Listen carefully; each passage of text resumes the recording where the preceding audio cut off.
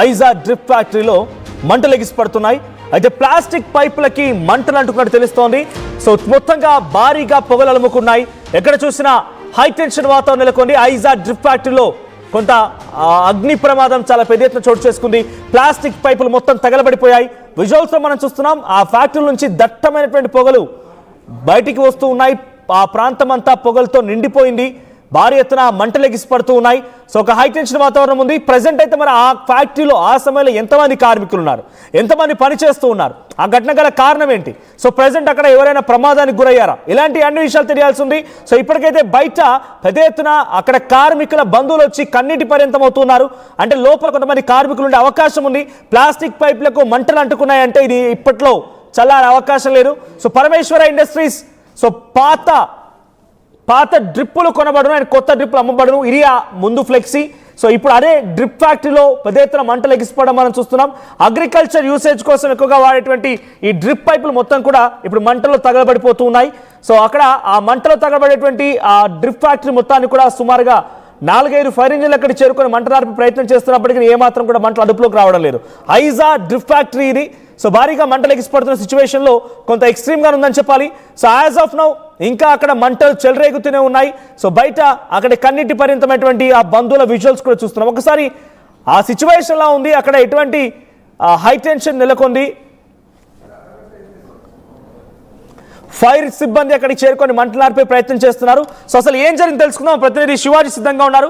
శివాజీ, ఏం జరిగింది అసలు? ఈ మంటలు అంటుకోవడం గల కారణం ఏంటి? ఆ సమయంలో ఎవరైనా కార్మికులు లోపల ఉన్నారా? వాళ్ళ పరిస్థితి ఎలా ఉంది? ఈ ప్రమాదంలో ఏం జరిగింది?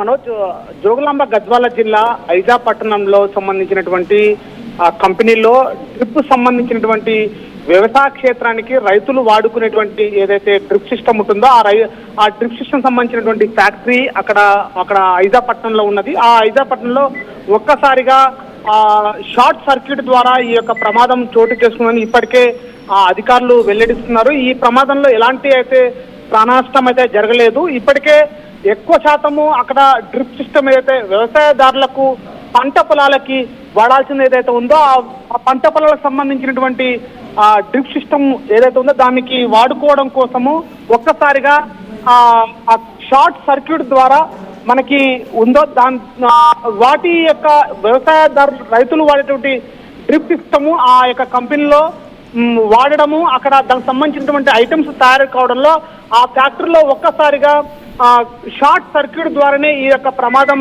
జరిగింది. దాంట్లో కేవలము 5 నుంచి 10 మంది మధ్యలో ఉన్నటువంటి కార్మికులు మాత్రమే ఆ యొక్క దాంట్లో ఉన్నారు. అక్కడ జరిగినటువంటి ప్రమాదం సమయంలో 5 మంది నుంచి 10 మంది కార్మికులు, వాళ్ళకి ఎలాంటి ప్రమాదం అయితే జరగలేదు. ఇప్పటి వరకు ప్రాణ నష్టం అయితే జరగలేదని చెప్పుకోవచ్చు. ఇప్పటికే దానికి సంబంధించినటువంటి ఎలా ఈ ప్రమాదం చోటు చేసుకుంది, ఈ ప్రమాదంలో ఈ గల కారణాలు ఏంటనేటువంటి అధికారులు వెంటనే దీనిపైన సర్వే చేస్తున్నారు. ఇప్పటికే దాని నుంచి కావాల్సినటువంటి అధికారులు ఎంక్వైరీ చేస్తున్నారు. గతంలో కూడా ఈ యొక్క షార్ట్ సర్క్యూట్ ఏమైనా జరిగిందా, లేదా ఈ షార్ట్ సర్క్యూట్ జరగడానికి గల కారణాలు ఏంటి అనే దానిపైన కూడా అధికారులు అంచనా వేస్తున్నారు.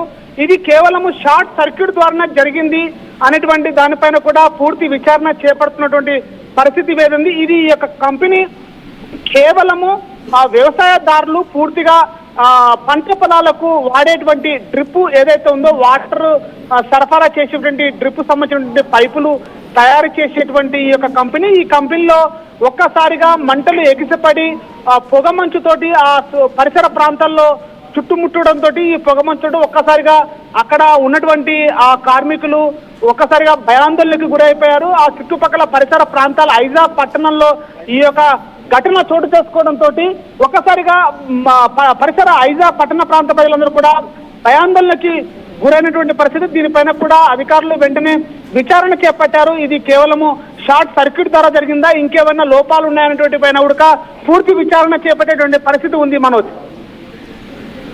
బయట అసలు ఏం జరుగుతోంది ఇప్పుడు? మరి అక్కడ మంటలు ఆర్పే ప్రయత్నం జరుగుతోందా? అక్కడ కార్మికులు ఎవరెవరు ఉన్నారు? బయట రోదలు వినబడుతున్నాయి. అక్కడ పెద్ద బంధువులు వచ్చి ఏడుస్తూ ఉన్నారు. సో కార్మికులా లేకపోతే ఆ డ్రిప్ ఫ్యాక్టరీకి సంబంధించిన ఓనర్లా ఏం జరుగుతోంది? అంటే ఒక్కసారిగా అక్కడ పొగమంచుతోటి కూరుకుపోవడంతో ఇంకా లోపల కార్మికులు ఎవరైనా ఉన్నారా అనేటువంటి పైన కూడా దర్యాప్తు చేపడుతున్నారు. ఇప్పటికే దానిపైన కూడా పూర్తి విచారణ చేపట్టడానికి ఇంకా లోపల ఆ యొక్క కంపెనీలో పనిచేస్తున్నటువంటి కార్మికులు ఎవరెవరు ఉన్నారు, ఇంకా ఎవరైనా ఇరుక్కపోయారనేటువంటి ఆందోళన ఇక్కడ ఆందోళన చేపడుతున్న పరిస్థితి కనపడుతుంది. కార్మికులు మాత్రమే ఇంకా లోపల 5 నుంచి 10 మంది కార్మికులు ఉన్నట్టుగా గుర్తిస్తున్నటువంటి పరిస్థితి.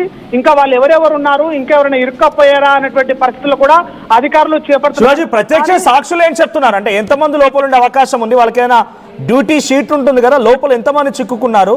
సో ప్రత్యక్ష సాక్షులు ఎవరైనా ఉన్నారా? ప్రత్యక్ష సాక్షులు ఏం చెప్తున్నారు?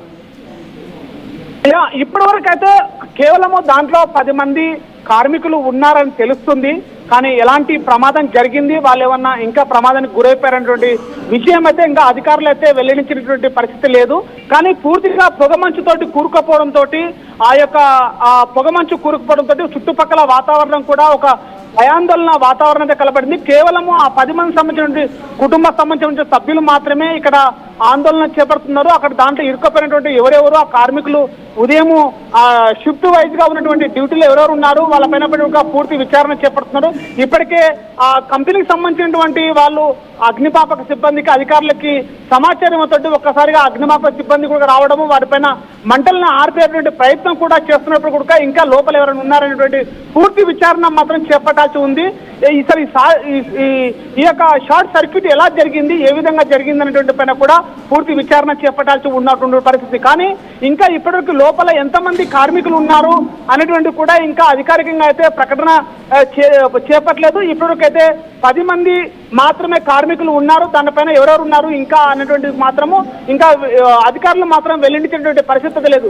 పూర్తిగా దానిపైనటువంటి షార్ట్ సర్క్యూట్ ద్వారా ఈ జరిగినటువంటి ప్రమాదం అయితే జరిగిందని చెప్పేసి అధికారులు అయితే చెప్తున్నారు. కానీ అది ఎలా జరిగింది, దాన్ని కంట్రోల్ చేసుకునే ప్రయత్నం అయితే అధికారులు చేపడుతున్న పరిస్థితి. Kalyan, right, thank you Shivaji. So మొత్తంగా భారీగా పొగలలుముకున్నాయి ఆ ప్రాంతం అంతా కూడా. ఐజా డ్రిప్ ఫ్యాక్టరీలో ఇంకా 10 మంది కార్మికులు ఉన్నారు అన్నట్టుగా తెలుస్తోంది. ఆ సమయంలో మరి వారంతా బయటపడ్డారా, తప్పించుకున్నారా, అక్కడ నుంచి ఏదైనా లోపల చిక్కున్నారా, లోపల ఉన్నటువంటి ఎక్కడైనా సేఫ్ జోన్లో ఉండిపోయారో తెలియదు. సో డ్రిప్ ఫ్యాక్టరీ మొత్తం కూడా ప్రజెంట్ మంటలో చిక్కుంది. 2-3 ఫైర్ ఇంజిన్లు అక్కడికి చేరుకొని మంటలు ఆర్పే ప్రయత్నం చేస్తున్నాయి. సో భారీగా మంటలు ఎగిసిపడడంతో అంతా కూడా అలర్ట్ అయ్యారు ఒకసారిగా. సో అక్కడికి కార్మికుల సంబంధించినటువంటి కుటుంబాలు చేరుకొని కన్నీటి పర్యంతం అవుతున్నాయి. ఏదేమైనా ఐజా డ్రిప్ ఫ్యాక్టరీకి సంబంధించి ఇటువంటి ఘటనతో ఒకసారిగా షాక్ గురయ్యారు. వచ్చేదంతా వేసవి కాలం, చిన్న ఒక అగ్గిరవ్వ చాలా పెద్ద ప్రమాదాన్ని దారితీస్తూ ఉంటుంది. కాబట్టి తస్మాత్ జాగ్రత్త. మరి ముఖ్యంగా వ్యవసాయ రైతులు కానీ లేకపోతే ఇటువంటి ప్లాస్టిక్ ఫ్యాక్టరీలు లేకుంటే స్క్రాప్ బిజినెస్ చేసే వాళ్ళు కొంత అలర్ట్గా ఉండాల్సిన అవసరం అయితే ఉంది.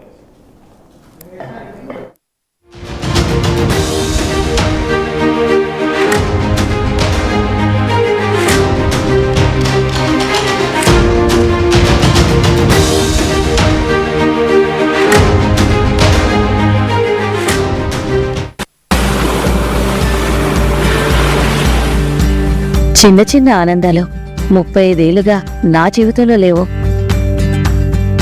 35 ఏళ్లుగా నేను డైపర్లలో బ్రతికాను. 6 సెంటీమీటర్ల ఫిస్టులా నా మూత్రాశయంలో లీక్ కారణమైంది. ఎవరూ నాకు సహాయం చేయలేకపోయారు. ఏఐఎన్యూలో వైద్యులను కలిసే వరకు. అక్కడ వారు రోబోటిక్ శస్త్రచికిత్సతో నాకు పరిష్కారం ఇచ్చారు.